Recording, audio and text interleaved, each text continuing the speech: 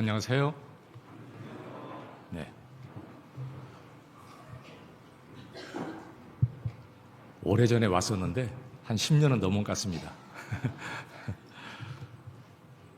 예전에도 서울에서 신학을 했기 때문에 서울이 익숙한데 서울 떠나서 20년을 이제 돌아다니다 보니까 서울이 오면 촌사람 같아요. 어제 버스 타고 어렵게 여기까지 왔는데요. 와서 또 이렇게 뵙게 되니까 너무 반갑습니다. 오랜만에 뵀는데 저도 기억 못하겠고 여러분도 기억 못하겠지만 주님 안에서 이렇게 같이 만나서 너무 반갑고요. 또 주님이 함께하는 귀한 시간이 됐으면 좋겠습니다. 같이 기도하고 시작하겠습니다.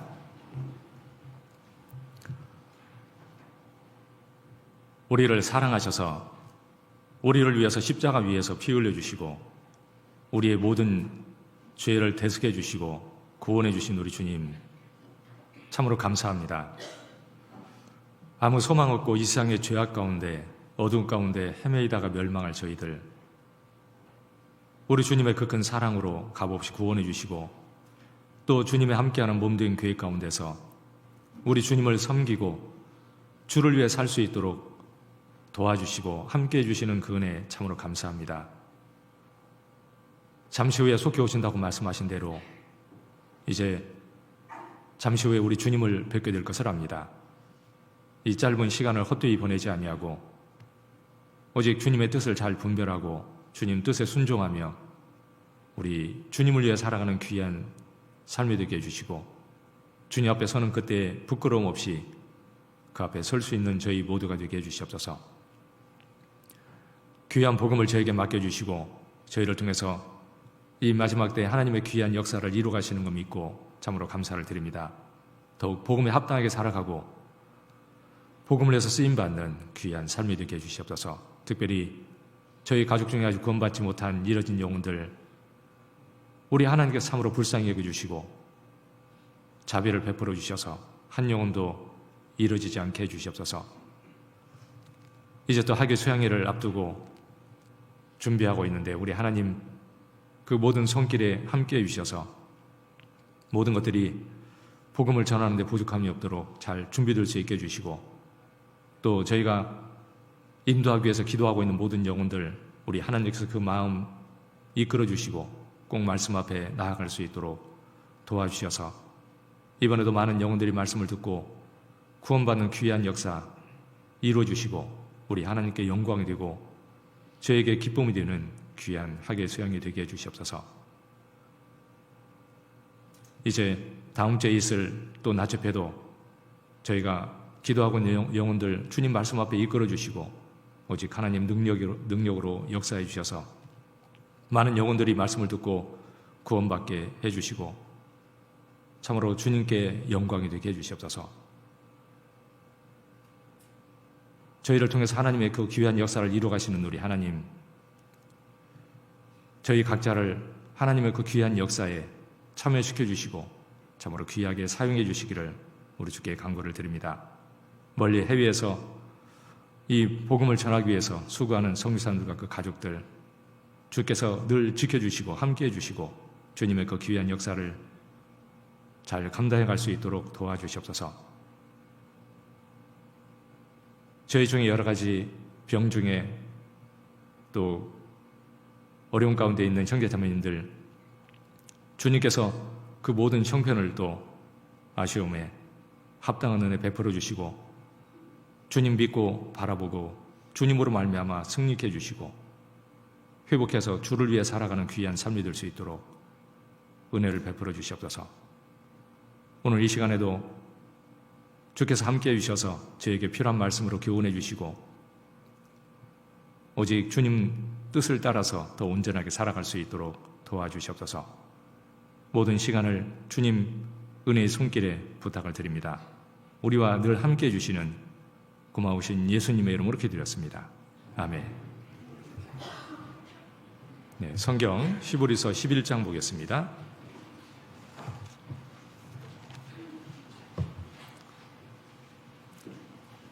히브리서 11장 5절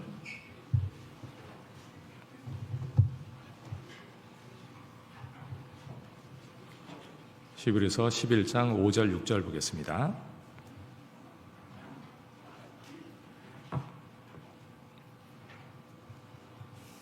5절 6절을 제가 읽도록 하겠습니다. 믿음으로 에녹은 죽음을 보지 않고 옮기었으니 하나님이 저를 옮기심으로 다시 보이지 아니하니라. 저는 옮기오기 전에 하나님을 기쁘시게 하는 자 하는 증거를 받았느니라. 믿음이 없이는 기쁘시게 못하나니 하나님께 나아가는 자는 반드시 그가 계신 것과 또한 그가 자기를 찾는 자들에게 상 주시니심을 믿어야 할지니라. 예. 이제 전국적으로 학예 수양회를 준비하고 있기 때문에 우리 형제 자매님들은 마음이 온통 거기에 가 있을 거라고 생각이 됩니다. 이제 전도하기 위해서 많은 사람들을 이렇게 이제 만나고 모시고 가기 위해서 이렇게 애를 쓰고 있는데 아마 하나님이 이번 학예 수양회를 통해서 큰 또 역사를 이루어 줄 것이고 우리를 또 기쁘게 해줄 거라고 생각이 됩니다. 이제 성령이 역사하기 때문에 아무튼 모시고 가면 하나님의 큰 역사가 이루어질 거라고 생각하고요. 우리가 최선을 다해서 내 가까운 사람들, 특별히 이제 전도할 수 있는 그런 계기가 꼭 돼야 되겠고 준비를 잘 해가지고 정말 많은 사람들 또 인도할 수 있기를 바랍니다. 오늘은 이제 하나님과 동행하는 사람 알고 있지만 좀 더 하나님 안에서 생각해보고 귀한 시간이 됐으면 좋겠습니다. 여기 이제 에녹은 하나님을 기쁘시게 하는 자, 그리고 창세기 5장에 보면 하나님과 동행했다. 그는 하나님과 300년을 동행하다가 하나님이 그를 데려가심으로 세상에 다시 있지 않더라 그랬죠. 하나님과 동행하고 살았다고 돼 있고 그리고 방금 읽은 히브리서 11장 5절에 보면 에녹은 하나님을 기쁘시게 하는 자라는 증거를 받았느니라. 그는 산채로 하나님이 데려가셨잖아요. 참 대단한 일이죠, 그러죠? 죽지 않고 데려갔잖아요. 엄청난 일이지. 창세기 5장에 보면 가장 많이 나오는 단어가 죽었더라예요. 죽었더라. 누구는 몇 살을 살고 죽었더라. 그런데 죽지 않고 간 사람이 성경이 나오는 거죠. 놀랍지 않아요? 그러죠?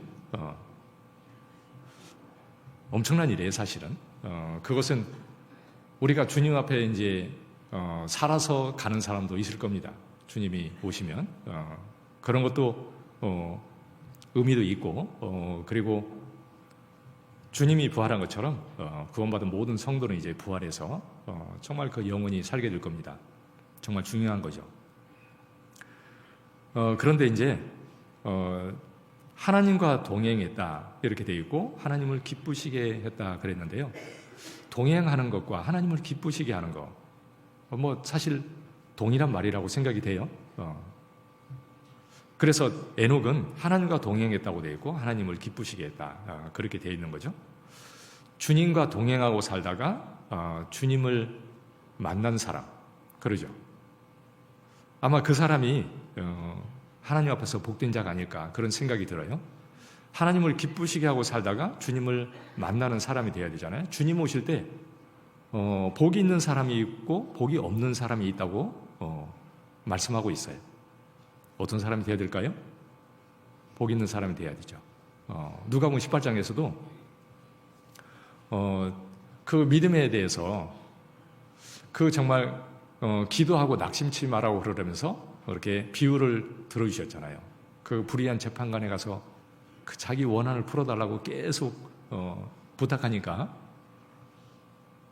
그 정말 귀찮게 하니까 그걸 들어줬는데 그런데 하나님이 정말 그 원한을 너의 원한을 풀어주지 않겠느냐 속히 풀어주리라.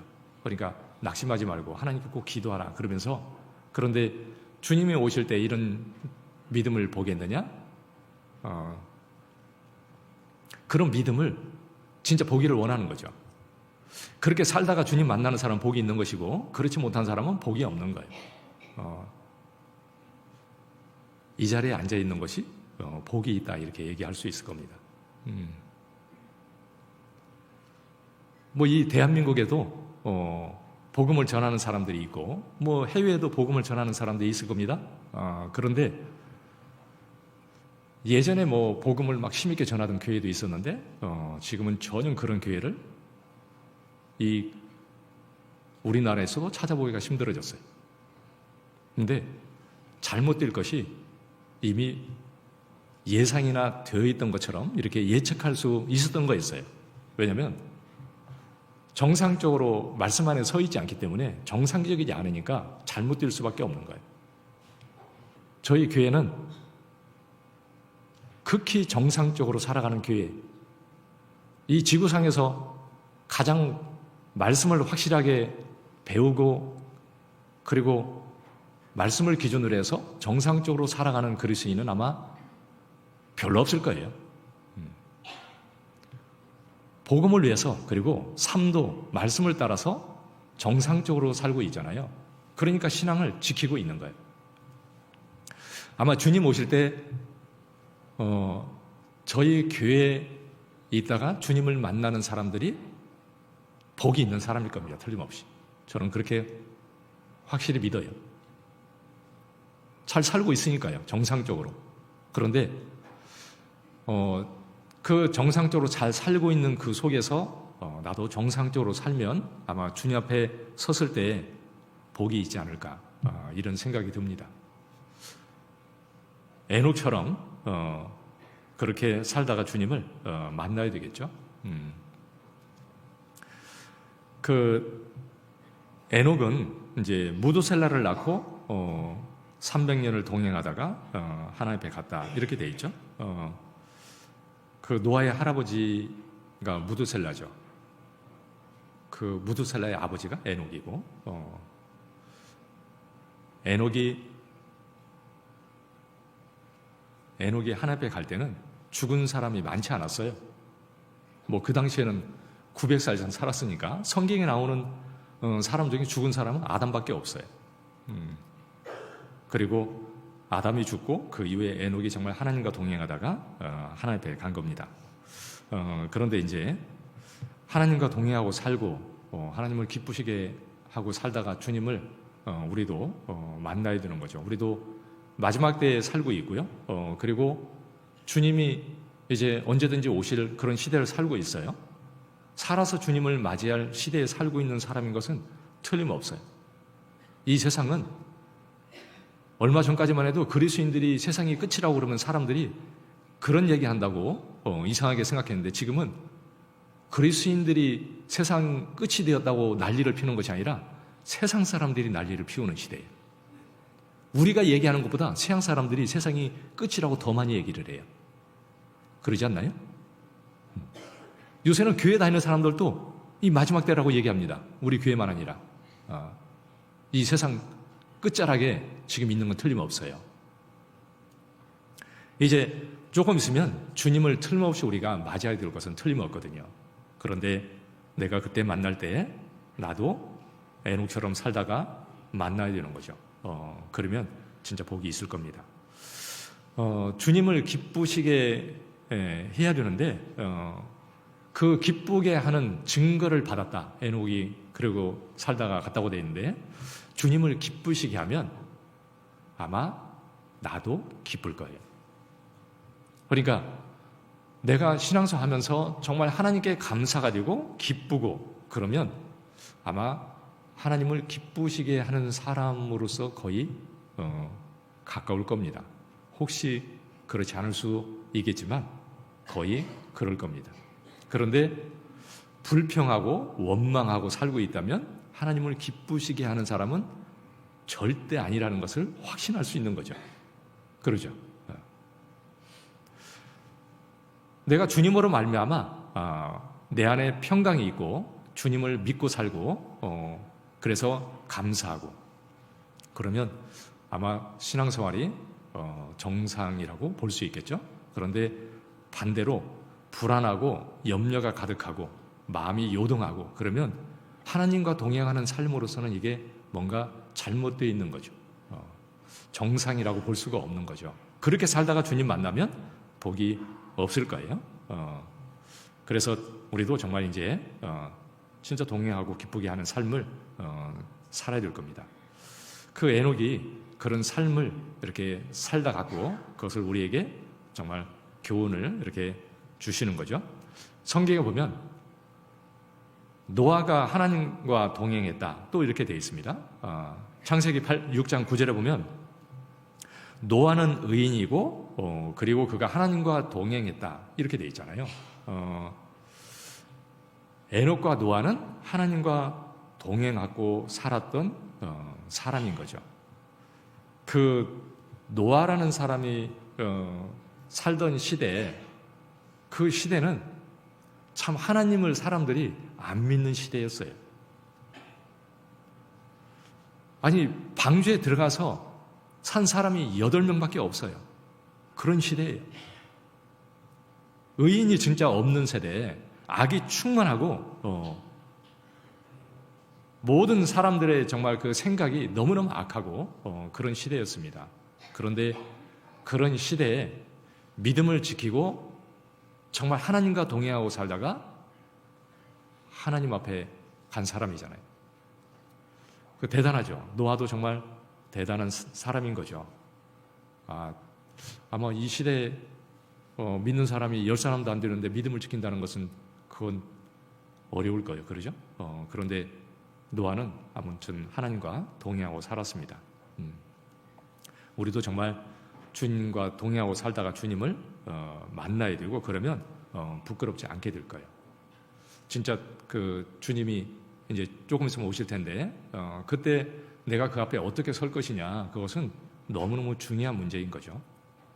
누가복음 여긴 잡아놓으시고요. 누가복음 21장 누가복음 21장 34절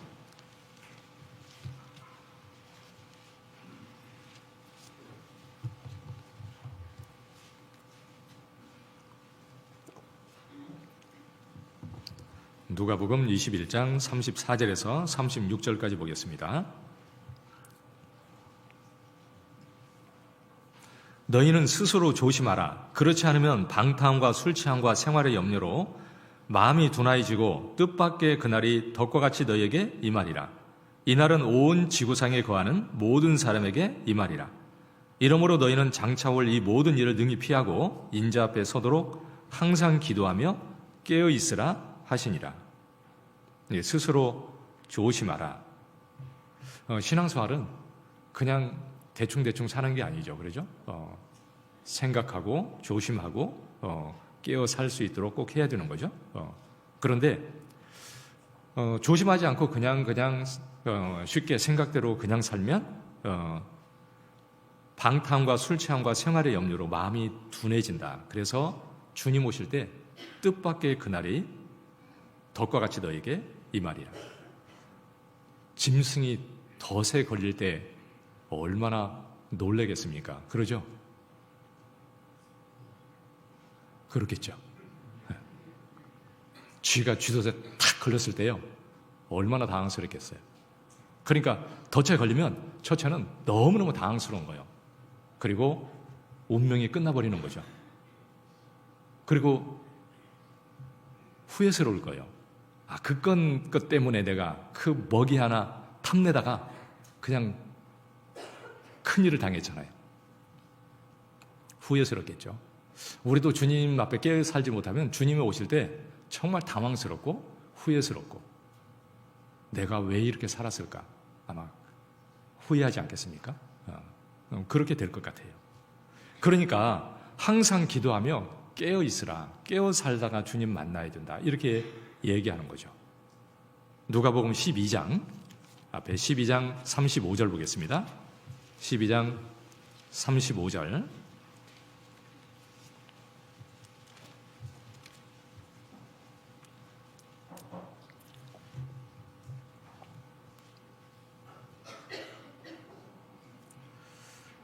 (35절에서) (40절까지요)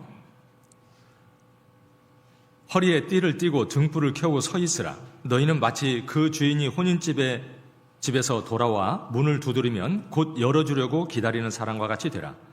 주인이 와서 깨어 있는 것을 보면 그 종들은 복이 있으리로다. 내가 진실로 너에게 이르노니 주인이 띠를 띠고 그 종들을 자리에 앉히고 나와 수종하리라. 주인이 혹 2경이나 혹 3경에 이르러서도 종들의 이같이 하는 것을 보면 그 종들은 복이 있으리로다.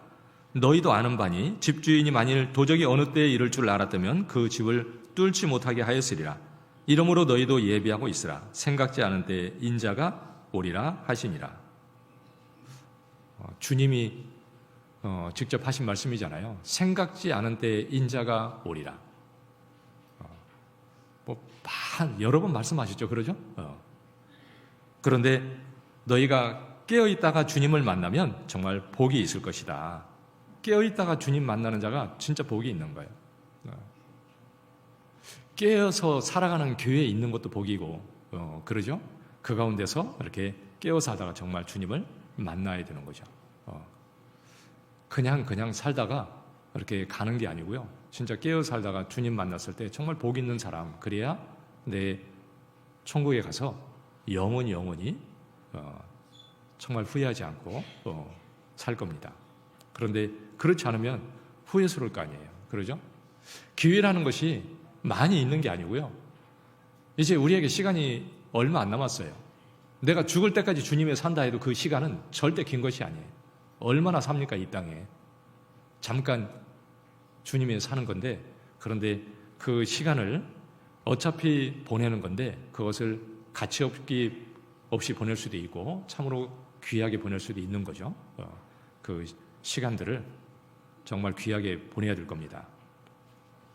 어떻게 주님과 동행할 수 있을까? 주님과 이제 동행하다가 정말 깨어 살다가 주님 만나야 복이 있을 텐데 어떻게 하면 주님과 동행할 수 있을까? 우리는 뭘 하라고 그러면 일단 약간의 부담이 가는 거죠. 말씀도 들으려니까 이렇게 눈이 왜 이렇게 무거운지 그러죠.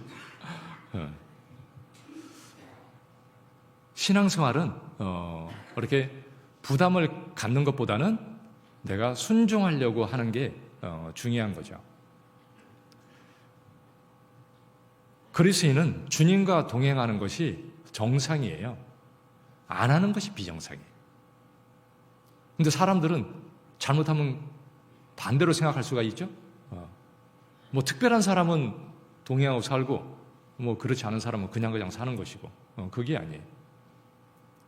야고보서 5장에 보면 그 엘리야는 우리와 성정이 똑같은 사람인데 그가 기도하니까 3년 반이 비가 오지 않고 또 기도하니까 또 비가 내렸다. 거기에 우리와 성정이 같은 사람이로되 이렇게 돼 있잖아요. 특별한 사람이에요? 우리와 똑같은 사람이에요? 똑같은 사람이라는 겁니다. 뭐 특별한 존재이기 때문에 능력이 있었던 것이 아니라 하나님께 기도함으로 하나님의 능력이 역사한 것이지 인간이 특별한 것은 아닌 거죠. 그리스도인은 이제 하나님과 동행하는 것이 정상적으로 살아가면 그것이 정상적인 그렇게 사는 것이 오히려 동행하지 않는 것이 비정상적이에요. 주님은 모든 사람이 주님과 동행하고 주님을 기쁘시게 하고 살다가 주님 앞에 참으로 기쁨으로 그렇게 설 수 있기를 주님이 원하셔요. 그렇게 해주시기를 또 원하실 겁니다. 바울도 주님을 기쁘시게 해드리기를 정말 원했어요. 그래서 고린도후서 5장 9절에 보면 내가 거하든지 떠나든지 주를 기쁘시게 하는 자 되기를 힘쓰노라. 주님과 동행하고 주님을 기쁘시게 하기 위해서 정말 힘쓰고 살았다. 그것이 정말 삶의 그 간절히 원하는 거였어요. 주님을 높이고 주님을 기쁘시게 하고 그럴 수 있다면 내가 무엇을 해도 정말 그것으로 내가 감사할 수 있다 그랬죠. 어떻게 하면 우리도 그렇게 하나님을 기쁘게 해드릴 수 있을까? 그게 정상인데요. 그리스도인은 모든 걸 정상적으로 살면 되는 거예요. 정상적으로 안 하기 때문에 문제인 거죠. 내가 주님과 동행하려면 첫째는 매일 하나님과 가까이 해야 되는 거죠. 하나님과 가까이 해야 하나님과 동행할 수 있죠. 멀리하면 하나님과 동행할 수 없는 거죠. 가까이 해야 되는 거죠. 민수기 15장 보겠습니다. 민수기 15장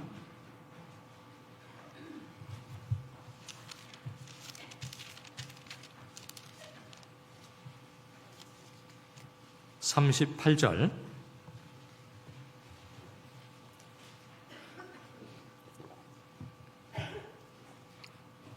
민수기 15장 38절부터 40절까지 보겠습니다.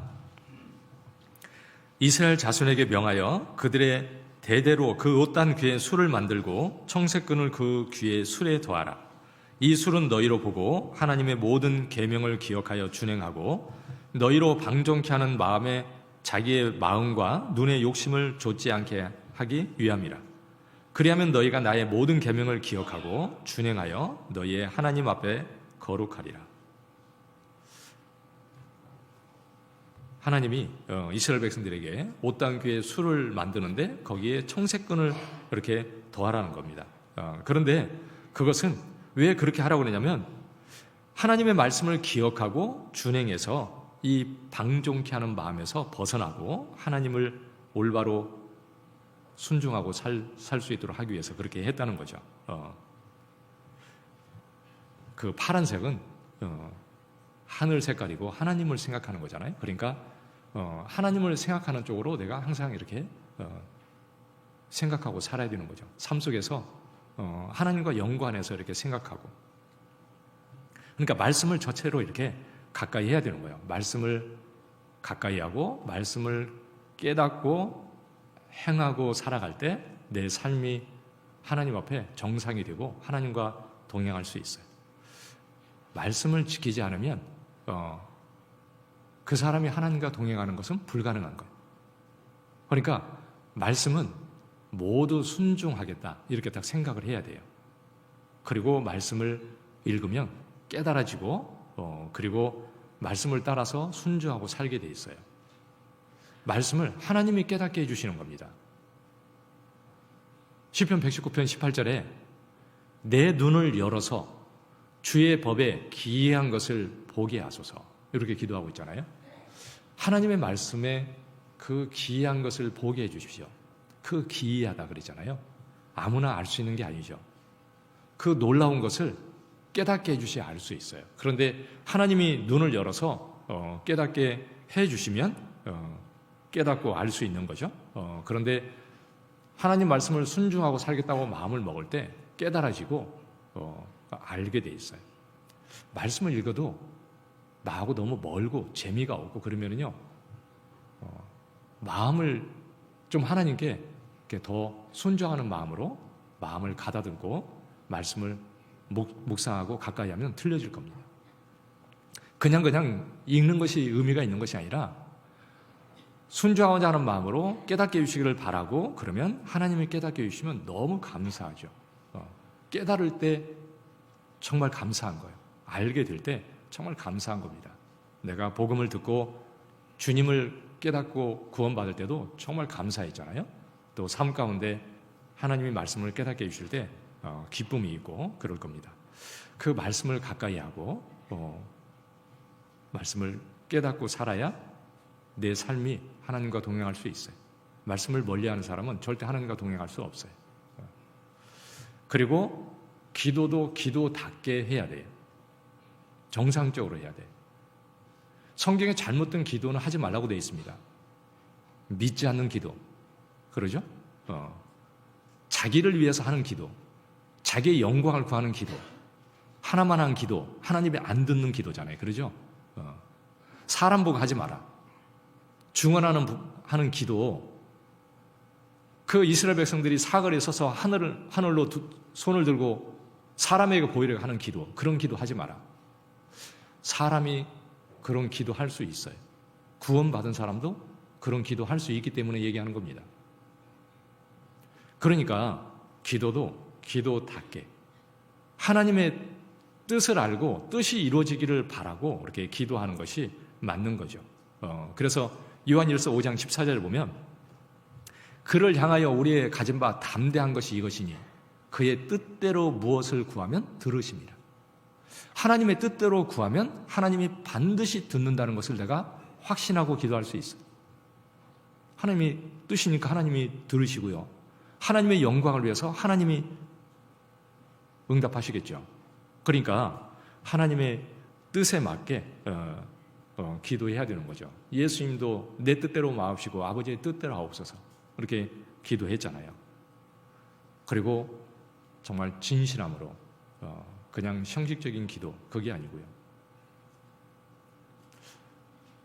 내 가족이 구원받기를 원하고 그래서 기도 부탁도 하는데 간증하라고 뭐라고 하냐면 그런데 안 될 것 같아요.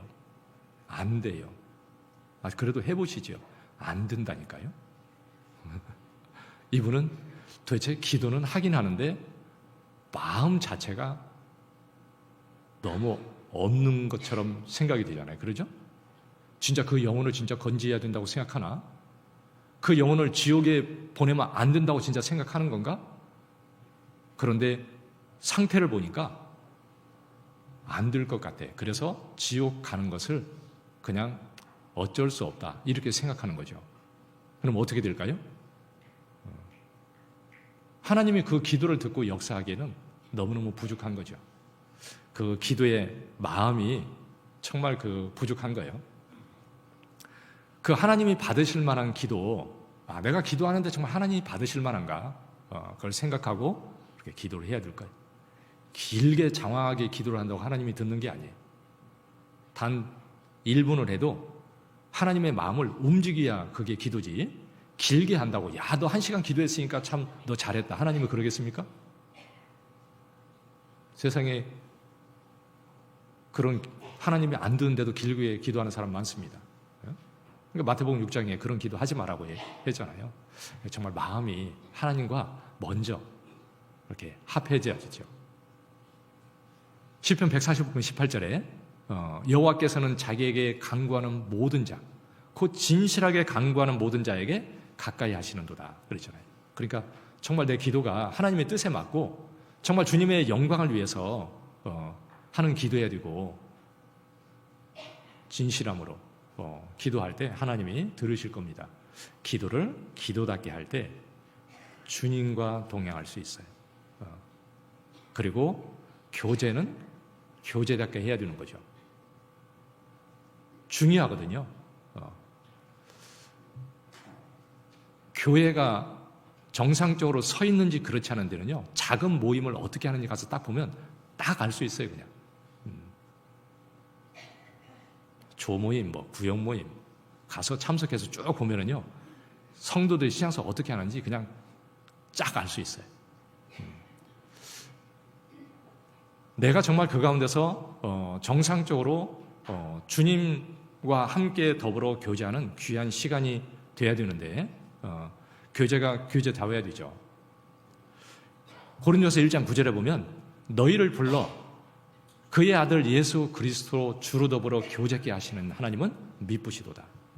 우리를 구원해서 교회 안에 두시고 주님과 더불어 교제케 하시거든요. 그걸 통해서 우리를 경고케 만들어 가시고 주님 앞에 섰을 때 부끄럽지 않도록 우리를 하나님이 인도하신다고 말씀하셨어요. 그 안에서 우리가 세워져 가는 거예요. 그런데 그 교제를 교제답게 해야 진짜 내 신앙이 정상적으로 성장하고 주님과 동행하는 게 가능할 거예요. 모임 안에도요, 주님이 계십니다. 교회 안에 주님이 계셔요.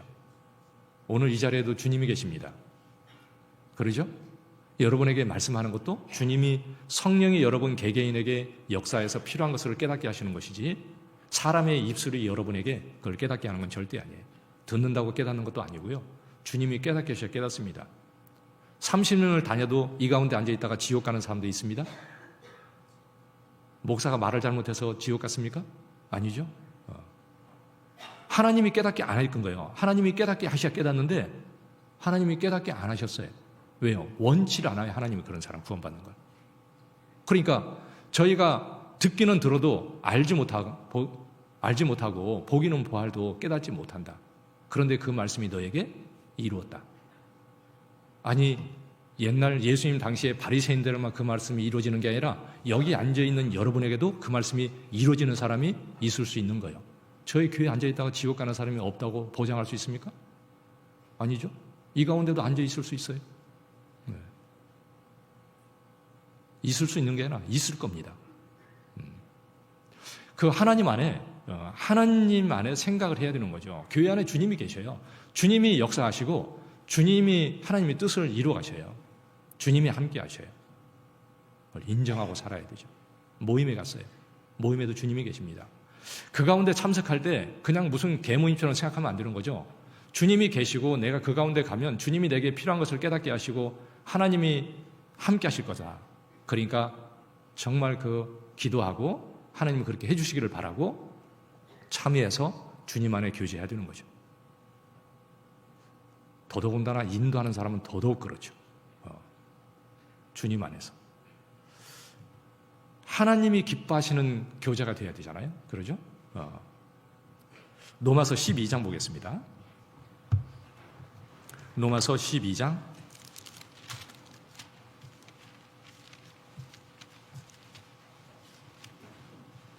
로마서 12장 1절 2절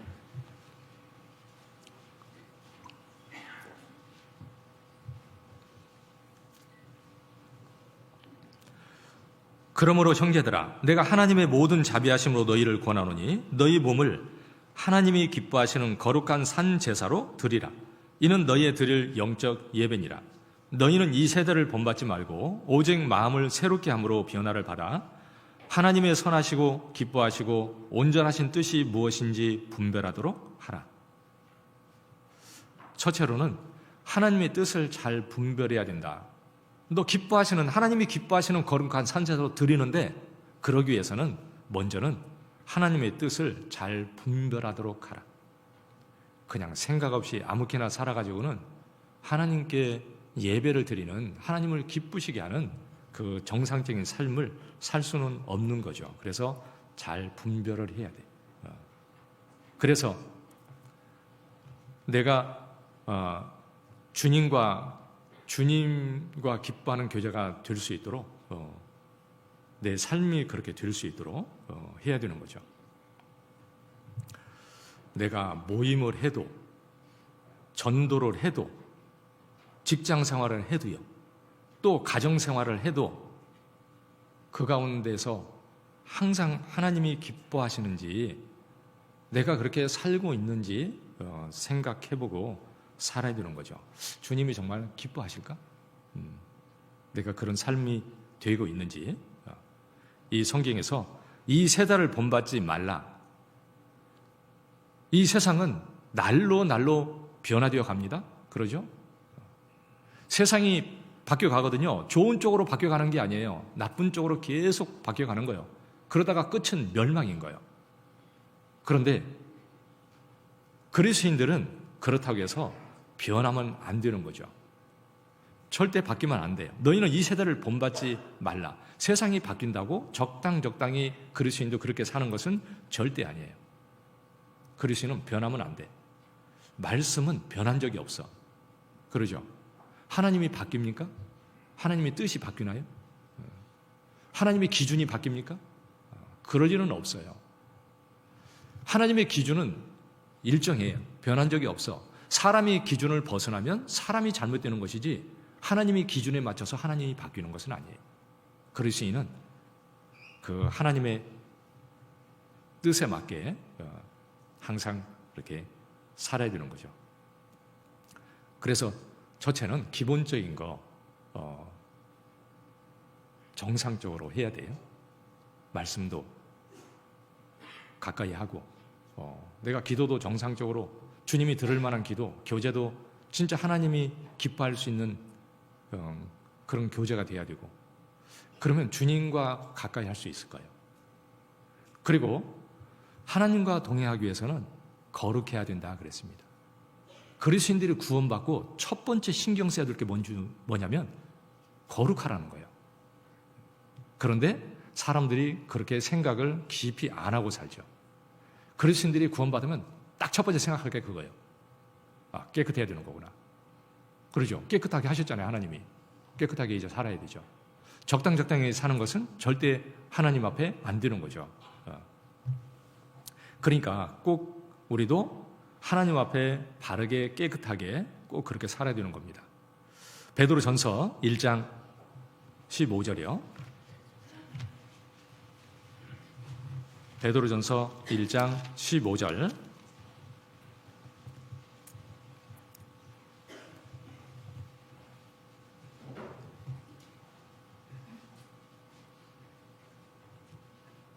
(15절에서) (17절까지) 보겠습니다. 오직 너희를 부르신 거룩한 자처럼 너희도 모든 행실에 거룩한 자가 되라. 기록하였으되 내가 거룩하니 너희도 거룩할지어다 하셨느니라. 17절은 같이 읽겠습니다. 외모로 보시지 않고 각 사람의 행위대로 판단하시는 자를 너희가 아버지라 부른즉 너희의 나그네로 있을 때를 두려움으로 지내라. 여기 너희를 부르신 거룩한 자처럼, 우리를 부르신 하나님은 거룩하시잖아요. 그것처럼 너희가 모든 행실에 거룩한 자가 되라. 내가 거룩하니 너희도 거룩할지어다. 이게 하나님 말씀이라는 거예요. 이게 우리 모든 사람에게 하나님이 하시는 말씀이에요. 너희가 거룩하라. 하나님은 외모로 사람을 보고 판단하는 게 아니죠. 사람의 중심을 보시잖아요. 중심을 꿰뚫어 보셔요. 사람이 볼 때는 죄가 아닌데, 그런데 하나님이 볼 때는 죄인 것도 많아요. 내 마음이 어떠냐에 따라서 하나님이 그 모든 것을 하나님이 판단하는 게 달라질 겁니다. 그 중심을 보시는 하나님 앞에 내가 살고 있는데, 그런데 그런 하나님을 너희가 아버지라 부르고 사는데 이 땅에 나그네로 살 때에는 너희가 두려움으로 지내라. 그러니까 두려워해야 되는데 죄를 지을까 봐 두려워해야 돼요. 죄에 빠질 수 있기 때문에 두려워하고 살아야 된다는 거예요. 하나님을 두려워하고 섬기라고 되어 있잖아요. 하나님을 경외하라고 되어 있습니다. 그래서 우리는 정말 그 첫째로 내가 깨끗하게 꼭 살아야 되는 것이고, 그래야만이 하나님을 기쁘시게 할 수 있어요. 죄를 지으면 하나님과 관계가 끊어져 버려요. 기도해도 하나님이 안 들으셔요. 동행이 불가능하죠. 그러죠? 죄가 없어야 돼요. 시편 1편 보겠습니다. 시편 1편 1절 2절.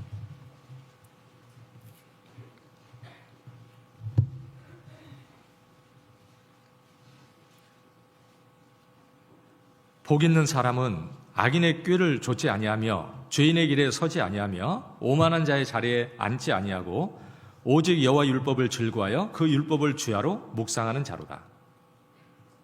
복 있는 사람은 어떤 사람이 복이냐면 악인의 꾀를 좇지 않는 사람, 죄인의 길에 서지 않고 오만한 자리에 앉지 않는 사람이 복이 있다. 사람이 죄를 짓는 데는 첫째 육신의 생각이 이렇게 올라오는 거예요.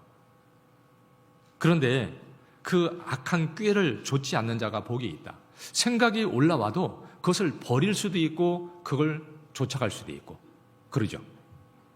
뭐 세상을 봐도 막 부러운 것도 많고 별 생각이 다 올라와요. 세상에 다 욕심. 그런데 그걸 버리고 살아갈 수도 있고 그걸 따라갈 수도 있죠. 그런데 그 꾀를 좇으면 죄인의 길에 서고 나중에는 오만한 자의 자리에 앉게 된다. 죄라는 것은 점점 발전해 가요. 죄를 짓고 그걸 가지고 있으면 점점 죄는 더 큰 쪽으로 가게 돼 있어. 가지고 있으면 안 돼요. 그러니까. 그런데 2절에 여호와 율법을 즐거워하여 그 율법을 주야로 묵상하는 자로다. 복 있는 사람은 하나님 말씀을 주야로 묵상하는 자가 복이 있다. 그래서 하나님 말씀을 묵상하면 삶이 이렇게 거룩하게 되는 거예요. 그래서 2절이 돼야 1절이 되는 거예요. 하나님 말씀을 주야로 묵상하는 자가 하나님 앞에 죄를 벗어나서 살고 그리고 복 있는 자가 된다. 그런데 2절이 없이 1절이 될 수가 없어요. 그러니까 레위기 11장에 보면 쪽발해야 되고 죄책임하는 짐승은 정하다. 근데 둘 중에 하나가 빠지면 부정하다고 돼 있어요. 이 되새김질하는 건 하나님 말씀을 묵상하는 거예요. 쪽바른 거룩함을 얘기하는 거잖아요. 되새김질, 말씀을 묵상하고 살아야 삶이 거룩하게 깨끗하게 될 수 있는 거예요. 그런데 말씀은 멀리하고 말씀도 잘 안 듣고 그러는데 나는 그래도 잘 살고 있어. 그렇게 생각하면 자기 착각이 엄청 교만해. 그런데 열심히는 해. 봉사도 열심히 하고 시간 지날수록 교만해져요. 망하는 지름길이야 그게. 하늘 앞에 가면 아무것도 없을 겁니다. 책망을 받을 거예요. 교회에 덕이 안 됩니다. 형제 자매들이 존경하지 않아요. 혼자 자기 착각에 빠져 살거든요. 그런 사람이 될 수 있어요. 반대로 말씀은 많이 읽고 묵상한다고 그러는데 삶이 전혀 안 돼요.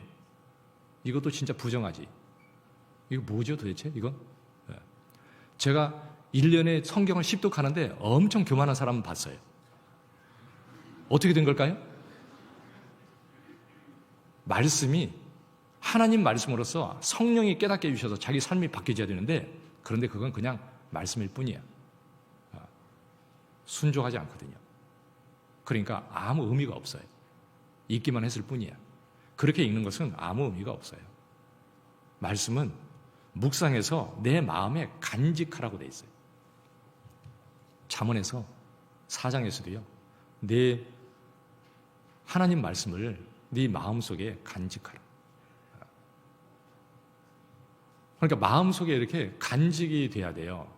그러려면 그냥 읽는 것이 아니라 정말 순종하는 마음으로 읽을 때 깨달아지고 그것이 마음에 담아지게 돼 있어요. 그러면 그것이 자기 삶을 변화시키거든요. 그렇게 해야 된다. 그래서 묵시가 없으면 백성이 방자에 행한다. 그랬잖아요. 말씀이 내 마음에 심겨지지 않으면 나도 모르게 내가 방자해져요. 근데 자기가 모른다는 거예요. 그러면 무서운 거죠. 그러죠? 제가 구원받고 어느 날 그런 생각이 들더라고요. 야, 교만하면 교만하면 자기가 교만한지를 모른다고 그러더라고요. 그러니까 겁이 나잖아요. 아니, 교만함을 자기가 모른대. 이거 그러면 어떻게 해야 되겠어, 이거? 무섭잖아요. 그러죠? 그런데 성경을 읽다가 좀 안심이 된 게 뭐였냐면, 신명기 17장 19절에 보니까 평생에 자기 옆에 두고 읽어서 그 하나님 여호와 경외하기를 배우며 이 율법의 모든 말과 규례를 지켜 행할 것이라. 그 다음에 뭐라고 했냐면 그리하면 그의 마음이 형제 위에 교만하지 아니하고 이렇게 돼 있어요. 교만하지 않는 방법이 여기 있네. 하나님 말씀을 항상 옆에 두고 읽고 묵상해서 그 말씀을 따라서 순종하고 살아가면 교만하지 않다. 그리고 그 삶이 좌로나 우로나 치우치지 않을 것이다. 하나님 앞에 정리를 갈 수 있고요. 복을 받을 수 있다는 거예요. 그러니까 하나님 앞에요. 내가 깨끗하려면 말씀이 없이 깨끗할 수는 없어요. 말씀으로 물로 씻는 것처럼 말씀으로 씻는다 그랬잖아요. 말씀이 있어야 깨끗해질 수 있는 겁니다. 요한일서 1장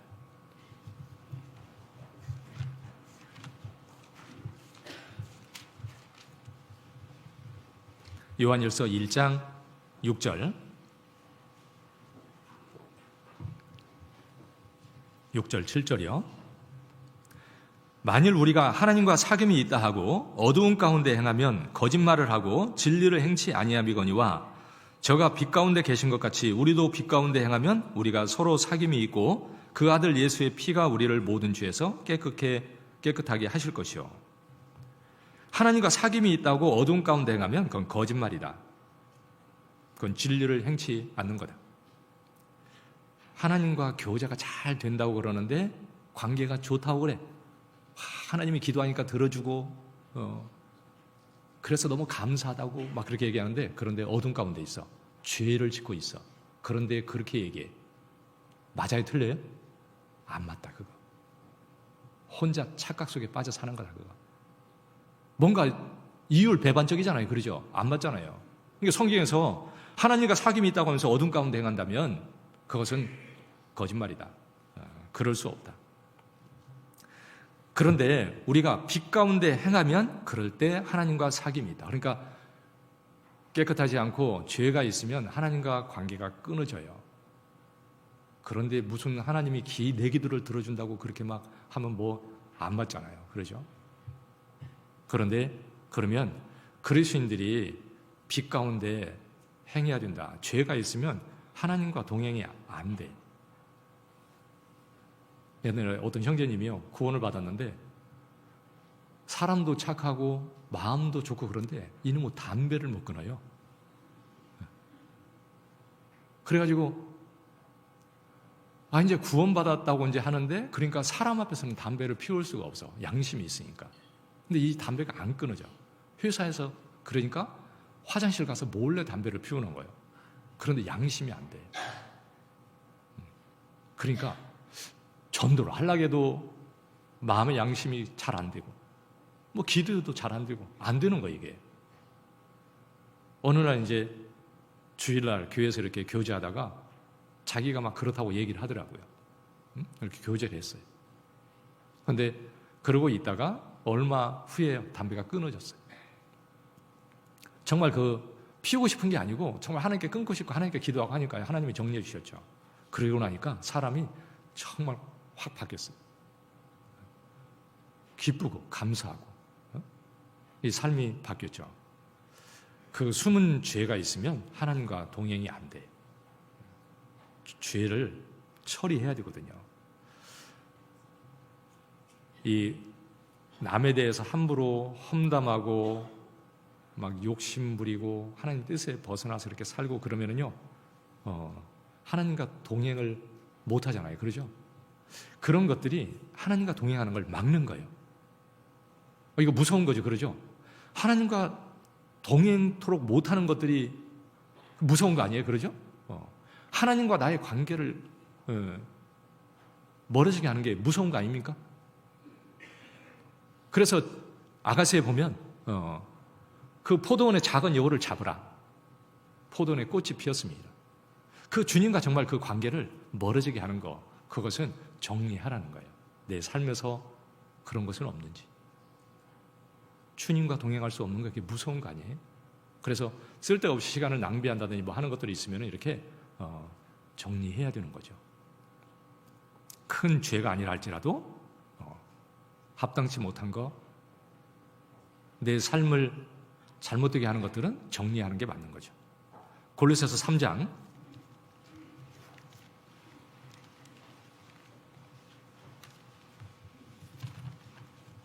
5절,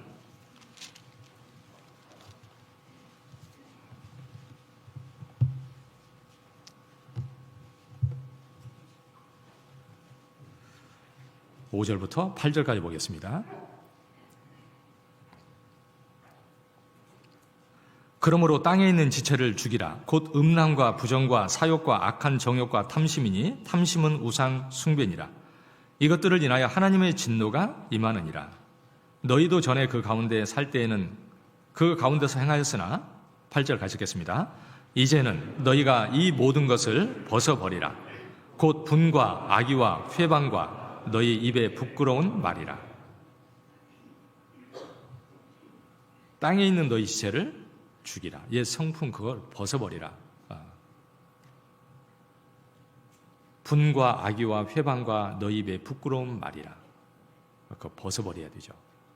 그리스도인들이요, 이렇게 별로 덕이 되지 않고 그런 말들도 이렇게 쉽게 막 하는 분들이 있거든요. 그러면 내 삶이 그런 사람이 되는 거예요. 사람들이 나를 꼭 그 수준으로 딱 봐요. 세상 사람도. 거기다가 하나님 말씀을 섞으면 하나님 말씀이 그 수준이 돼버려요. 전도를 해도 안 되는 거죠. 그러면. 그러니까 그 부끄러운 말, 쓸데없는 말, 그런 것들을 정리하라. 그러니까 정리하고 깨끗하게 살라는 거예요. 정리하고. 아니, 빛 가운데 거해야 하나님과 사귐이 있는데, 그런데 어떻게 하면 그러면 그리스도인들이 빛 가운데 이렇게 거할 수 있는가? 아니, 죄를 짓는데 죄를 가지고 있는 게 문제예요. 죄를 처리하는 게 중요한 거죠. 위험한 것은 가지고 있어야 돼요? 빨리 버려야 돼요? 버려야죠. 그러니까 하나님 뭐라냐면 빨리 버리라. 그러는 거예요. 요한일서 1장 9절이요.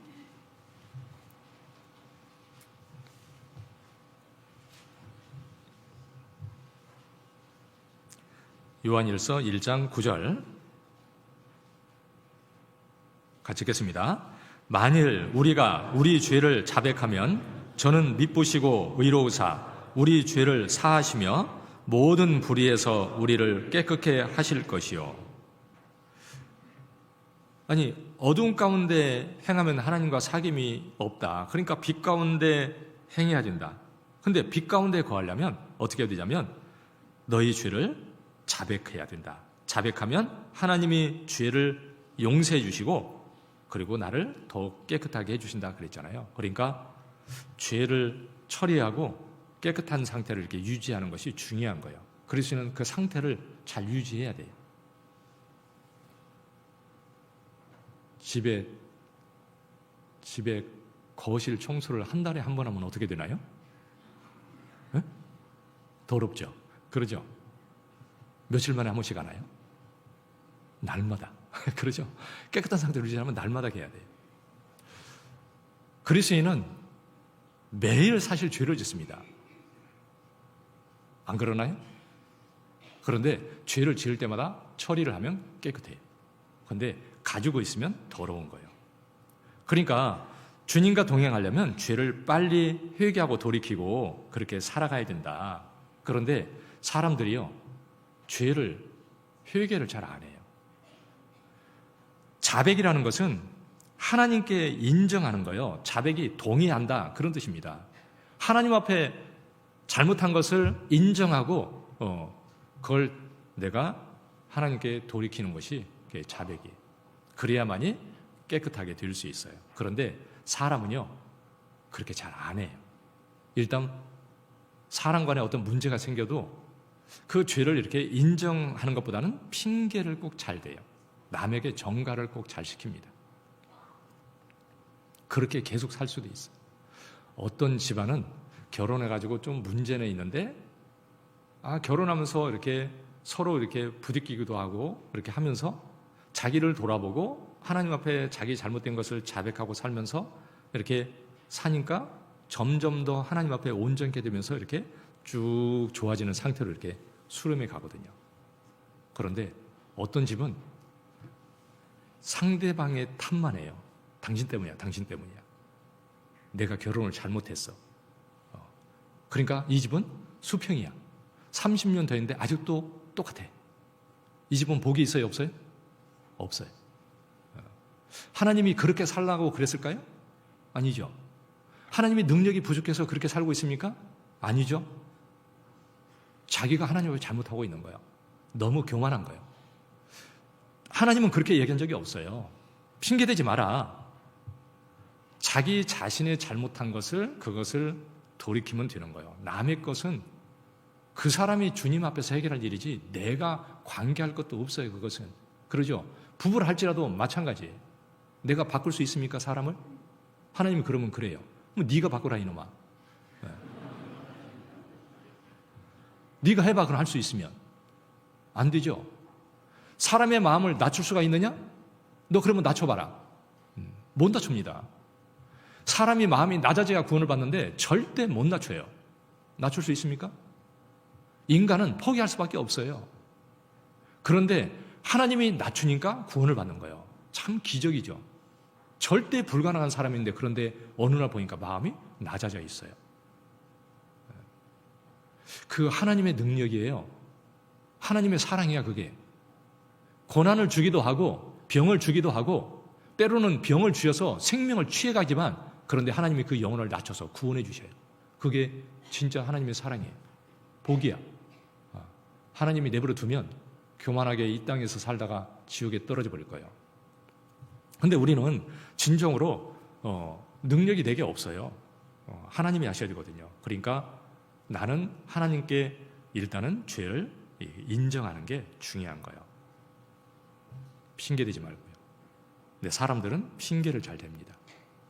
사울하고 다윗의 차이가 딱 그거예요. 사울은 하나님께 잘못했어요. 그 죄를 지적했는데 그런데 핑계를 대잖아요. 내 백성이 이래가지고요. 그리고 인간 앞에서 자기가 정말 그 낮아지는 것을 너무 힘들어해. 그래서 자기를 높여달라고 그래.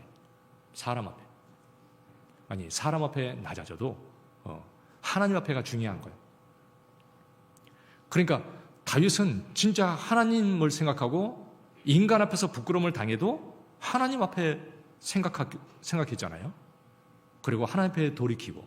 그러니까 다윗을 하나님이 용서해 주시고 하나님이 그를 세워주신 거예요. 사울은 하나님이 버릴 수밖에 없었던 거예요. 안 돌이키니까요. 그러니까 하나님이 사울을 미워서 버린 것이 아니라 버릴 수밖에 없어요. 사울이 그러니까. 우리도 하나님 앞에 이렇게 나를 자백하고 인정하고요. 하나님 앞에 나아가는 것이 중요한 거예요. 자책하고 회개는 틀립니다. 가론 유다가 회개했으면 천국 갔을 거예요. 그러죠? 그런데 자기 자신의 죄는 보고 그랬지만 하나님 생각은 못했어요. 정말 주님에 대해서는요, 가룟 유다가 너무너무 모르는 거예요. 3년 만을 쫓아다녔는데 이 사람은 돈깨밖에 생각한 게 없어. 그러니까 이 머릿속에 들어간 게 아무것도 없는 거예요. 정말 자기의 죄를 깨닫고 나서도 그때 주님을 생각했으면 좋았을 텐데 이 머릿속에 있는 게 없는 거예요. 마음에 담아놓은 주님의 말씀이 없어요. 그러니까 결국은 자기를 자책하고 자살해서 죽었어요. 참 복이 너무너무 없죠. 그러죠? 그런데 그때 주님 앞에 회개했으면 그가 정말 하나님 앞에 복을 받았을 텐데 자책은 회개가 아니에요. 사람 앞에 잘못해가지고 사람 앞에서 자존심이나 부리고 막 그것 때문에 힘들어하고 그리고 내가 왜 이랬을까? 그 힘들어한다고 그게 회개는 아니에요.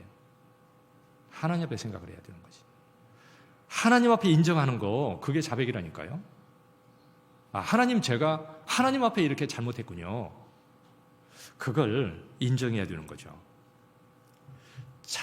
그리고 나서 정말 하나님 앞에 내가 잘못한 것을 하나님 앞에 인정하고 그 다음에 하나님의 자비를 구해야 되는 거죠. 내 연약해서 제가 이렇게 죄를 지었는데 하나님 정말 용서해 주십시오. 그 인정하고 하나님께 자비를 구하고 그게 정말 하나님이 기뻐하는 거예요. 그러면 하나님 용서해 주세요. 그리고 세워주실 거예요. 회개를 하지 않으면 신앙생활은 안 되는 거죠. 회개를 안고 사는 사람도 있습니다. 교회에서 큰 잘못을 하고 넘어졌어요. 그런데 회개하지 않으면 신앙이 회복이 절대 안 돼요. 회개해야 회복이 됩니다.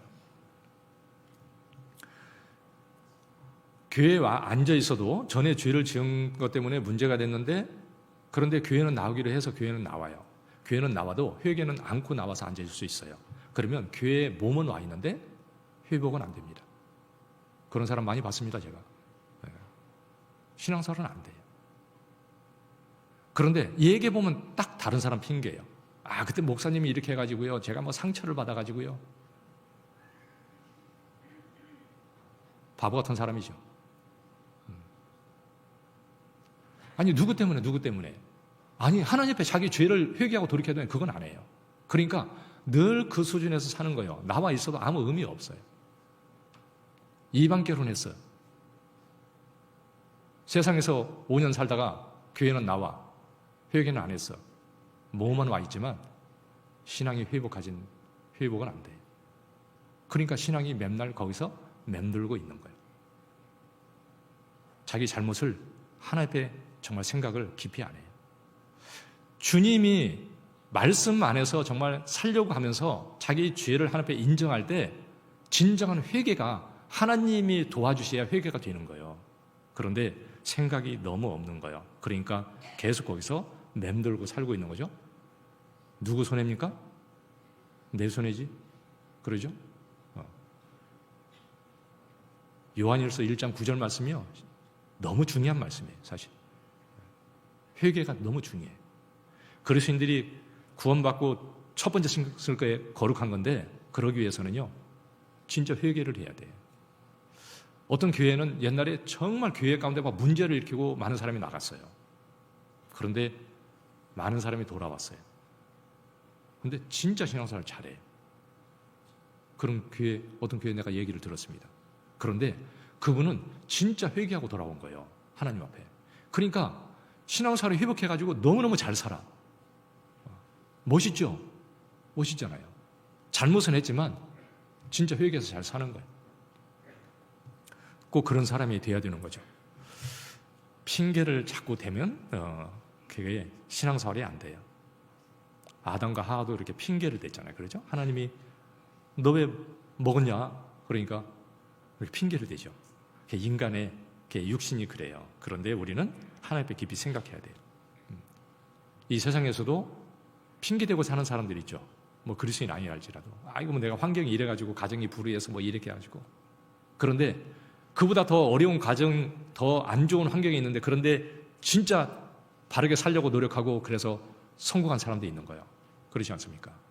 어떻게 생각하느냐 따라서 틀려지는 거죠. 우리는 하나님 앞에서 나를 봐야 돼요. 하나님 앞에 나를 보고, 하나님 앞에서 어떠한지를 생각하고, 하나님 앞에서 잘못된 것이 있으면 하나님 앞에 돌이켜야 돼요. 사람 앞에서 생각하는 것은 별 의미가 없어요. 어떤 분이 또 교회 안에서 형제님들끼리 동업하다가 잘못된 거예요. 그래가지고 그 형제 때문에 내가 망해가지고 내가 이렇게 산다고 그러면서 계속 불평하고 다녀요. 그래서 제가 얘기해 줬지요. 아니, 그 형제 때문이라고 하는데 하나님 앞에 형제님 잘못한 것은 없어? 하나님이 동업하라고 그랬습니까? 하나님의 뜻대로 했는데 그렇게 됐습니까? 하나님께 기도하고 했습니까? 아니죠. 자기 생각을 따라서 자기 마음대로 해놓고 잘못되니까 사람 탓하고 그러고 있으면서 자기는 하나님 앞에 생각은 안 해요. 이거 바보지 뭐야 이게. 그러죠? 바보야 바보. 그 불평하고 살다가 주님 앞에 서면 주님이 야, 너 그 형제 때문에 너 힘들었구나 그러겠습니까? 너 왜 내 말씀에 순종하지 않았냐? 너 왜 네 마음대로 살다가 네 삶을 그렇게 살다 왔어? 그리고 책망하지 않겠어요? 주님 앞에 잘못한 것을 회개했으면 그럴 리가 없어. 벌써 회복해서 잘 살고 있을 거예요. 그런데 너무 생각이 짧아. 하나님 앞에 생각을 너무 안 넣은 거예요. 하나님 앞에서 사람이 아니라 하나님 앞에 내가 정말 하나님 앞에 어떻게 했는지, 그것이면 좋게, 그리고 돌이켜야 돼요. 책망받으면 돌이키는 것이 그거 정말 그게 잘하는 거예요. 잠언 1장 23절.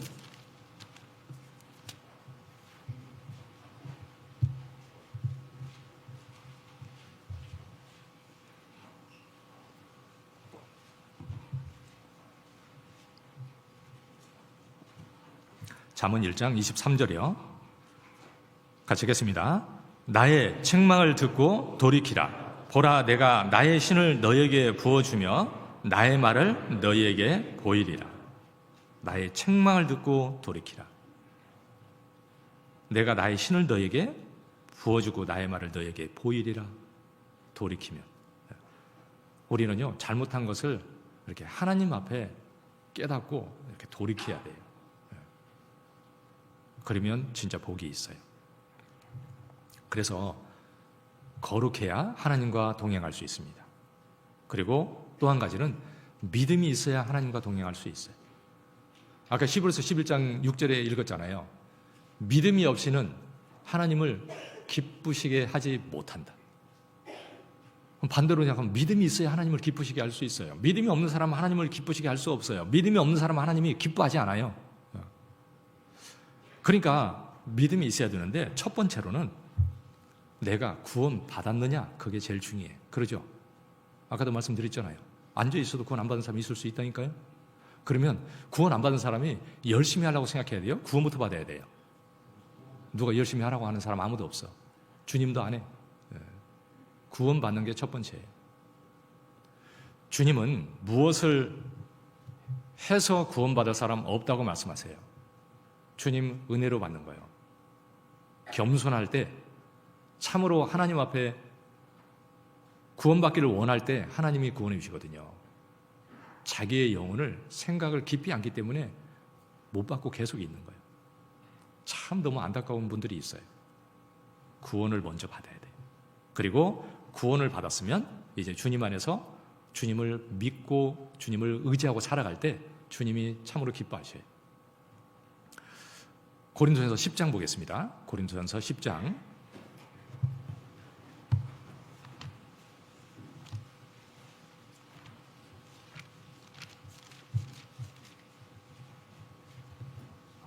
10장 5절. 그러나 저희의 다수를 하나님이 기뻐하지 아니하신 고로 저희가 광야에서 멸망을 받았느니라. 아니, 이스라엘 백성들이 60만 3,550명이 그 애굽에서 나왔어요. 장정만 20세 이상 장정만 그만큼 나왔는데 가나안 땅에 들어간 사람 딱 2사람 들어갔어.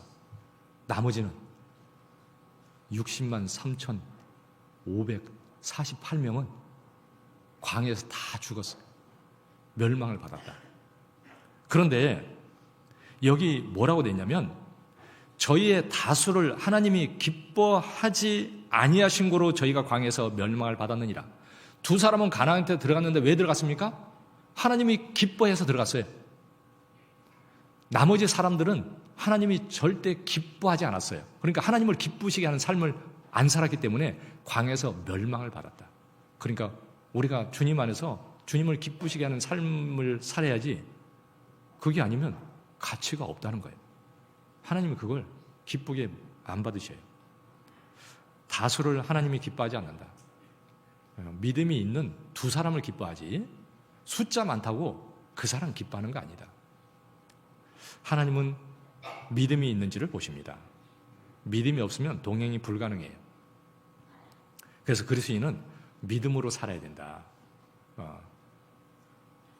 그러니까 구원받으면 깨끗하게 해야 되고요. 진짜 하나님과 하나님 앞에 하나님을 믿고 이렇게 의지하고 살아가는 사람이 돼야 돼요.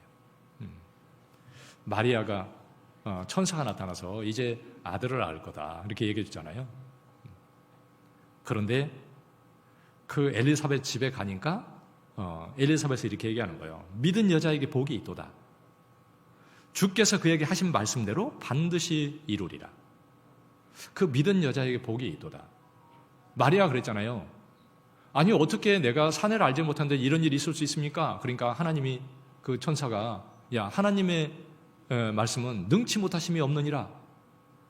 그러니까 하나님 뜻대로 말씀대로 이루어지이다. 그 마리아는 그 믿음이 있잖아요. 그 믿는 여자에게 복이 있다. 그러죠? 사무엘상 1장에 보면 한나가 나오죠. 한나. 분이나는 아들을 잘 낳는데 한나는 아이를 못 낳아요. 그런데 아이를 못 낳는다고 또 분이나가 계속 격동을 시키네요. 약오를 려요. 그렇지 않아도 힘들어 죽겠는데 막 약오를 리니까 너무너무 힘들죠. 그래서 둘이 막 싸운 게 아니에요. 한나는 하나님께 나가서 기도했어요. 하나님, 저는 마음이 슬픈 여자입니다. 하나님, 제 마음을 아시잖아요. 그 하나님께 기도하니까 하나님이 그 기도를 들어주셨어요. 그리고 아들을 주셨어요. 그래서 아들의 이름을 사무엘이라고 지었어요. 하나님이 내 기도를 들어주셨다. 그래서 들으셨다고. 그런 의미로 아들의 이름을 지은 거예요.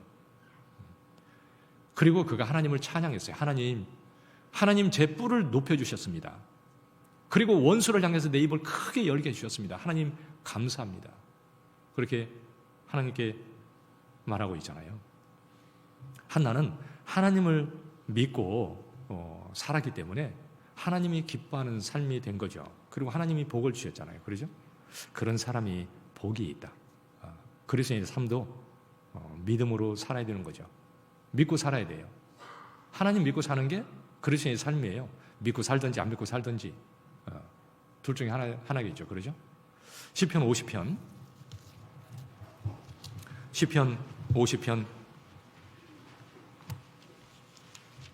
15절 시편 50편 15절 환난 날에 나를 부르라. 내가 너를 건지리니 내가 나를 영화롭게 하리로다. 너 하나님을 부르라. 그러면 하나님이 너 도와줄 거니까 네가 나를 영화롭게 하리로다. 아니, 내가 힘들고 어려울 때 하나님께 기도하니까 하나님께서 나를 도와주시고 하나님이 영광을 받는다, 이렇게 돼 있잖아요. 뭐 하나님이 어떻게 영광을 받아요? 그 입술을 통해서 하나님께 감사하게 하는 거예요. 그 감사가 하나님께 영광을 돌리는 거예요. 내가 감사하고 살아가는 게 그게 정상적인 삶이고 그게 하나님께 영광을 돌리는 삶인 거예요. 그 뒤에 23절, 감사로 제사를 드리는 자가 나를 영화롭게 하나니 그 행위를 옳게 하는 자에게 내가 하나님의 구원을 보이리라. 감사로 제사를 드리는 자가 나를 영화롭게 하나니. 옛날 구약시대는 제사를, 짐승을 잡아서 제사를 드렸어요. 그런데 지금은 제사를 어떻게 되냐면 감사로 드리는 거예요. 우리의 삶은 이 제사라는 게 예배라는 뜻이잖아요. 우리는 하나님께 예배하기 위해서 살고 있는 사람이에요. 구약시대 제사장은 제사하는 그 일만 해요. 다른 거 안 해. 구원받은 그리스도인들은 주님을 기쁘시게 하기 위해 살고 있는 거예요. 그거 위해서 사는 것이고 그거 위에는 아무 의미가 없어. 그런데 그 삶은 하나님께 감사하고 사는 것이다. 감사로 하나님께 예배를 드리는 것이다. 그런데 감사하려면 믿음으로 살아야 돼. 주님 믿고 의지하고 살 때 주님이 나를 도와주시고 주님이 내 입술을 통해서 감사하게 하셔요. 내가 구원받을 때 첫 번째 하나님께 영광을 돌렸어요. 어떻게 영광을 돌렸습니까? 하나님 너무너무 감사해요. 그래서 영광을 돌렸잖아요. 이제 구원받고 살면서도 계속 하나님을 믿고 의지하고 살면서 하나님의 도움을 받고 하나님께 감사하는 거예요. 그러면 그것이 하나님을 기쁘시게 하는 거예요. 그래서 그 믿음으로 살아야 하나님을 기쁘시게 하고 하나님과 동행할 수 있다. 그러니까 주님 믿고 그렇게 사는 것이다. 힘들고 어려움을 하나님이 일부러도 주셔요. 하나님 믿고 의지하라고. 자기 생각을 따라서 그냥 살아가면 하나님이 어려움을 주셔요. 너 그렇게 사는 거 아니야. 하나님 믿고 사는 것이야. 믿고 살라고. 그때 하나님을 배워요. 야곱이 정말 힘들고 어려울 때, 저 광야에서 돌베고 누웠을 때 하늘 문이 열리고 하나님의 음성이 들렸어요. 야곱아, 네 하나님이다. 네가 어디로 가든지 내가 함께 할 거다. 내가 반드시 너 돌아오게 해줄 거니까 걱정하지 마. 그랬죠. 그 야곱이 어려울 때마다 뭘 생각했을까요? 그 하나님을 생각했을까요? 그 하나님이 말씀하신 그것을 생각했을 겁니다. 하나님이 나와 함께 하신다. 그리고 살면서 주님께 의지하고 살아가니까 계속 진짜 함께 해주시는 거예요. 그래서 풍성하게 해주셨잖아요. 우리도 삶 속에 주님 의지하고 살면서 주님께 감사하고 그렇게 살아야 되는 거죠. 그래서 믿음으로 살아야 하나님이 기뻐하시고 동행할 수 있는 거예요. 하나님을 불신하고 살면 하나님이 싫어하시죠. 죄예요, 그것은. 그리고 하나님의 뜻에 이렇게 순종하고 살아야 하나님과 동행할 수 있어요. 순종하고 살아야. 동상이몽이라는 말이 있잖아요. 그렇죠? 아모스 3장 3절에 두 사람이 의합지 못하고서야 어찌 동행하겠느냐. 뜻이 틀린데 어떻게 동행하겠느냐. 그러죠? 하나님의 뜻에 나를 맞춰서 살아갈 때 하나님과 동행할 수 있어요. 그러니까 순종하고자 하는 마음을 속에 심어야 돼요. 사울은 순종하는 마음이 없어요. 그러니까 순종하지 않고 자꾸 핑계를 대잖아요. 다윗은 마음에 정말 순종하지 않은 마음이 있는 거예요. 그러니까 하나님께서 다윗을 만나니 그 마음이 내 마음에 합한 자라 그랬잖아요. 그래서 그를 통해서 하나님의 뜻을 이뤘습니다. 우리도 하나님께 순종하는 마음을 이 마음속에 이렇게 품어야 돼요. 그러면 참으로 하나님과 함께 할 수 있어요. 하나님이 인도하실 겁니다. 내가 하나님의 뜻을 알기를 원하고 그리고 순종하는 마음을 가져야 되고 그리고 하나님께 묻고 행해야 돼요. 그러니까 다윗은 항상 물어봐요. 안 묻는 사람은 자기 마음대로 살겠다는 사람이에요. 아니 어떤 형제가 뭘 하려고 그러는데 보니까 하나님 뜻이 아닌 것 같아. 형제들이 보니까 벌써 하나님 뜻이 아니야. 자기 욕심 때문에 막 하려고 그러는 것 같아. 잘못 읽을 것 같아. 그러니까 이거 상담이나 하고 해. 근데 안 하고 그냥 가요. 왜 상담 안 합니까? 물어보면 뻔하니까. 물어보나 마는데 뭐. 그런데 그것을 또 합리화시켜요. 이것은 물어보나 마나 뻔하지만 그런데 이렇게 하는 것이 그래도 하나님의 뜻일 거야. 그건 자기 욕심이 들어가기 때문에 그렇게 합리화시키는 것이지 그것이 하나님의 뜻은 아니에요. 자기 생각을 다 내려놓고 진짜 주님 영광만에 살기를 원하고 진실한 마음으로 기도하면 금방 알 수 있어. 그런데 그 양심을 속이는 거예요. 진실한 마음으로 기도하면 모를 리가 없어. 하나님이 곁길로 가게 하나님이 내버둘 리가 절대 없어요. 그럴 리는 없죠. 자기가 잘못하는 거죠. 그래서 항상 묻고 하나님의 뜻이 무엇인지를 알고 나오고요. 정말 하나님의 뜻이 확실한지 이렇게 알고 모든 것을 맞게 살아야 됩니다.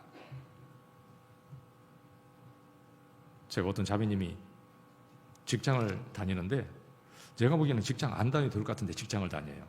고생만 해. 그래서 웬 생고생이냐 이게. 자매님 하나님의 뜻이면 다니고 하나님의 뜻이 아니면 안 다니는 게 맞을 거예요. 그래서 이렇게 교제를 하는데요. 남편이 버는 게 시원찮아 가지고 그래서 제가 애들도 크고 하니까 일을 안 할 수가 없어서 하고 있다는 거예요. 그래서 이제 몇 년을 일을 했거든요. 그래서 제가 이제 물어봤어요. 그런데 도움은 됩니까?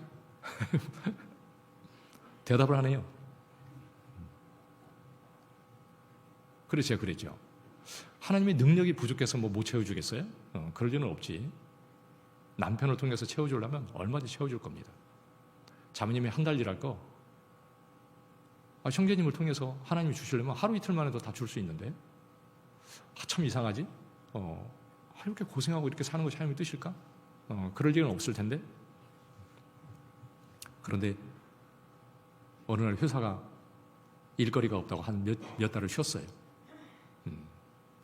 그러다가 쉬는 기간에 마음이 정리돼가지고 이제 직장을 안 다니고 교회 일도 하면서 열심히 살아요. 그런데 생활이 훨씬 더 좋아졌어. 전에는 무슨 고생? 생고생. 생고생했지 뭐. 손해보고 주님 안에 손해보고 생고생한 거예요. 주님께 물어봤어야지. 묻고 행해야 되는데 자기 생각으로 그림을 그려가지고 그렇게 사는 거예요. 아니 어쩔 수 없어. 아니 어쩔 수 없다는 것은 내 생각이지. 하나님께 물어봐야지. 그러죠. 하나님께 물었어야 되는데 그냥 상황을 판단해서 자기 생각으로 하는 거예요. 내 지혜로 하지 마라. 하나님은 그러잖아요. 너는 마음을 다해 여호와를 의뢰하고 내 명철을 의지하지 마라. 그 명철은 자기 머리로 이해하는 거예요. 영어로 understand예요. 자기 머리로 이해되는 대로 살려고 하는 것은 그건 믿는 게 아니야. 그것은 자기 믿고 사는 거지. 그러죠? 믿음은 아니죠. 하나님이 좋아할 리가 없죠. 하나님께 물어봐야 돼요. 하나님께 순종하는 마음으로 물어보면 하나님이 반드시 대답해 줄 거예요. 그래서 묻고 하나님의 뜻대로 그렇게 하면 되는 거죠. 그래야 하나님과 동행할 수 있어요. 그리고 성도와 동행하는 것이 주님과 동행하는 거예요. 교회와 함께하는 것이 주님과 동행하는 거예요. 맞죠? 그건 쉬우니까 말 안 해도 될 것 같아요.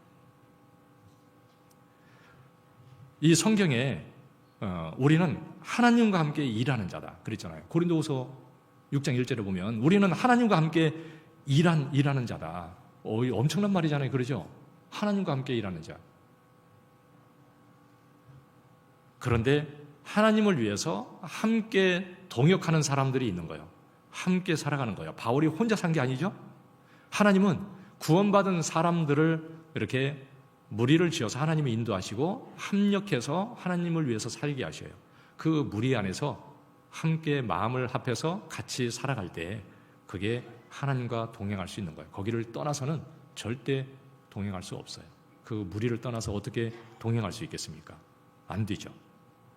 로마서 16장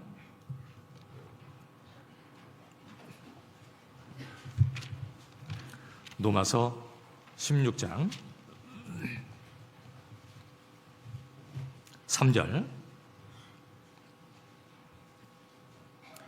16장 3절이요. 너희가 그리스도 예수 안에서 나의 동역자들인 브리스가와 아굴라에게 문안하라. 여기 나의 동역자들인 브리스가와 아굴라, 나의 동역자. 이 동역자라는 말이 너무너무 귀한 말이죠. 그러죠? 우리가 주님이 역사하는 교회 가운데서 함께 마음을 모아서 함께 주를 위해 사는 것이요, 너무너무 귀한 거예요. 교회에서 어떤 일을 계획하고 무엇을 하자고 이렇게 하면 나는 거기에 마음을 같이 해서 같이 하는 게 주님과 동행하는 거예요. 그러죠? 어떤 사람은 만사가 다 불평이야. 어떤 형제라고 그러는데 학교생일 때 밤 늦은 시간에 왔어요. 그래서 같이 교제를 하는데 머리가 아파 죽겠어 그냥. 보니까 온갖 것이 다 불평이야. 학예 수양에 이렇게 하면 안 되는 것들만 막 얘기하는데 도대체 몇 가지인지 셀 수가 없어. 그래서 듣다 머리가 아파 죽겠어. 아니 그거 아니라도 잘 되고 있는데 지금. 그런데 자기 생각에는 이것은 이렇게 하면 안 되고 저것은 저렇게 하면 안 되고. 누구 생각이요? 자기 생각이에요. 그렇게 하면 잘 됩니까? 아니죠. 그런데 그 사고가 좀 바뀌면 얼마나 좋겠어. 아니 성령이 역사해서 교회를 성령이 이끌어 가시는데, 아니 성령이 역사하는 그 교회 가운데서 내가 할 것을 같이 협력해서 하면 성령이 모든 걸 이루어 가실 텐데, 여러분 사람의 생각으로는 그 인간의 생각으로 완벽하게 한다고 해서 하나님이 역사하는 게 아니에요. 마음을 합하고 하나님을 의지해서 할 때 하나님의 역사로 하나님의 뜻이 이루어지는 것이지 인간의 그것으로 되는 게 아니에요. 어디 다른 교회 다니는 분이요, 저희 교회에 와가지고 하교수행을 보고 너무 놀란 거예요. 왜냐하면 그 교회는 이렇게 하교수행을 하든지 뭐 이렇게 사람 많이 모이면 일단 사람들을 줄을 세워서 이렇게 앉혀요. 쫙 줄을 세워서 뭐 삐뚤게 앉든지 자기 마음대로 앉든지 그러면 용납이 안 돼. 쫙 질서를 갖다가 쫙 사람들이 이렇게 이제 관리를 하면서 질서를 이렇게 하는 겁니다. 그런데 저희 교회 왔더니 도대체 강당에 막 앉아가지고 뭐 막 완전히 자기 앉고 싶은데 막 앉아가지고 있는데 이게 막 자기 마음에 이게 용납이 안 되는 거예요. 자기 생각으로는. 누가 뭐 이래라 저래라 하는 사람도 없어. 난장판 같아. 그런데 그 속에 질서가 있어. 누가 그렇다고 싸우는 사람도 없고, 그렇다고 뭐 막 문제가 있는 것도 아니고, 다 말씀 잘 듣고 구원받고 좋아하고 그러죠. 그 주님이 함께 하는 거예요. 그거 줄 세운다고 될 문제가 아니에요. 하나님이 함께 하는 게 중요해요. 아, 주님이 함께 하는구나. 그리고 거기에 내 마음을 이렇게 같이 하는 거예요. 순종하는 마음으로 같이 하면 되는 거예요. 그 마음을 하나님이 보시고 기뻐할 겁니다. 고린도후서 8장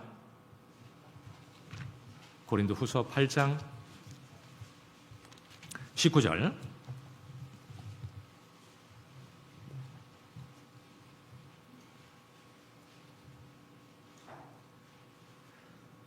이뿐 아니라 저는 동일한 주의 영광과 우리의 원을 나타내기 위하여 여러 교회의 택함을 입어, 그 다음 같이 읽겠습니다. 우리의 맡은 은혜의 일로 우리와 동행하는 자라. 하나님의 일을 인해서 그 일을 위해서 우리와 동행하는 자라. 그러죠. 우리는 다 하나님의 일을 위해서 함께 동행하는 자예요. 그래서 서로 진짜 귀하게 여겨야 되는 거예요. 각자 맡은 일도 있고 하나님이 그걸 맡겨주신 것이고 각자 할 역할을 잘하면서 같이 합력해서 주님의 일을 하면 주님과 동행이 되는 겁니다. 자기 위치가 있어요. 교회에서도 맡겨주신 게 있어. 자기 맡겨놓은 것은 제껴놓고 다른 것만 신경 쓰고 그러면 안 되죠. 다른 건 신경 쓸 거 없고 내가 맡은 거 그거 충성스럽게 하면 돼요. 그러면 하나님과 동행할 수 있어요. 그래서 이제 교회 안에서 그렇게 함으로 하나님과 이렇게 동행해야 되겠죠. 그래서 이제 하나님과 가까이 할 수 있도록 기본적인 것을 잘 해야 된다는 거죠. 그리고 두 번째는 거룩해야 된다. 꼭 거룩하라. 그리고 믿음으로 살아야 하나님과 동행할 수 있다. 믿지 않는 거 하나님은 싫어하셔요. 믿음 없이 행하는 거 하나님이 싫어하셔요. 믿고 의지하고 살아가면서 하나님께 감사하고 살아갈 때 하나님과 동행할 수 있어요. 하나님을 기쁘시게 할 수 있거든요. 그리고 순종하는 마음으로 살아야 되는 거죠. 순종하는 마음으로 말씀을 가까이 하고 하나님께 묻고 살아갈 때 바르게 살 수 있어요. 동행하는 삶이 될 거예요. 그리고 형제 자매와 친밀하고 합력해서 교회 안에서 살아갈 때 하나님과 정말 동행할 수 있을 거예요. 생각해보고 내 삶을 더 바르게 잘 살면 좋겠습니다. 기도하겠습니다. 하나님 아버지, 우리를 구원해 주셔서 하나님의 귀한 자녀 삼아주시고 주님이 함께하는 이 몸된 교회 가운데서 주님을 섬기고 주를 위해 살게 하신 그 은혜에 참으로 감사합니다. 이제 주님 오시는 그날까지 우리 주님을 섬기고 주를 위해 살게 하시고 오직 주님 오시는 그때 참으로 부끄러움 없이 기쁨으로 주님을 맞이하는 저희 모두가 되게 해주시옵소서. 이제 학예 수양에 준비하는 모든 손길들 주께서 함께해 주시고 참으로 저희가 기도하고 있는 영혼들 빠짐없이 다 주님 말씀 앞에 나아가서 구원을 받을 수 있도록 우리 하나님 자비를 베풀어 주시옵소서. 오직 하나님 그 은혜의 손길에 모든 걸 부탁을 드립니다. 우리를 참으로 사랑하시는 고마우신 예수님의 이름으로 기도드렸습니다. 아멘.